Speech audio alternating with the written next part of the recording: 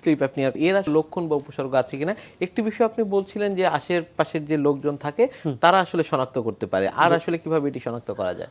এক নম্বর সমস্যা যদি বলি, দিনের বেলা সে অল্পতে ঘুমিয়ে যাবে। এটা এরকম হতে পারে যে উনি টিভি দেখতেছে ঘুমিয়ে যাচ্ছে, বা মনে করেন কেউ ক্লাসে যাচ্ছে, ক্লাস করতেছে ঘুমিয়ে যাচ্ছে। অনেকে যেমন ড্রাইভিং করে একটু জ্যামে পড়ছে ঘুমিয়ে যাচ্ছে, বা জার্নি করার সময় ঘুমিয়ে যাচ্ছে, অনেক সময় নামাজ পড়ার সময় বা কোনো সময় প্রার্থনা করার সময় লাইব্রেরিতে বসে আছে, খাওয়া পরে একটু বসে আছে ঘুমিয়ে যাচ্ছে, মানে হচ্ছে অল্পতে ঘুমিয়ে যাবে। সাথে যেটা বললেন যে হ্যাঁ নাক ডাকবে, এবং আশেপাশে 2-3 রুম থেকে নাক ডাকাটা সেই শব্দ শোনা যাবে।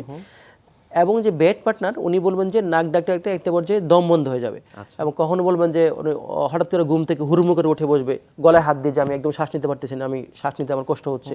তো এরকম হয়। তো এইটা হচ্ছে মেইন সমস্যা থাকবে।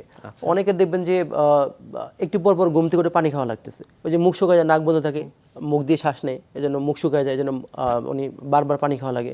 অনেকের দেখবেন রাতে 3-4 বার ওঠা লাগে, ঘন ঘন প্রস্রাব হয়। বাচ্চাদের ক্ষেত্রে এই সমস্যাটা বেশি হয়। বাচ্চাদের ক্ষেত্রে আরেকটা বড় সমস্যা হয় যে বাচ্চা স্কুলে ভালো পারফরমেন্স করতে পারে না, সে তো কোনো জিনিস মনে রাখতে পারে না, মাথা ব্যথা হয়। যাদের মেইন নাক ডাকে বাচ্চারা, তাদের কিন্তু আপনার মেমোরিটা অনেক কম থাকে।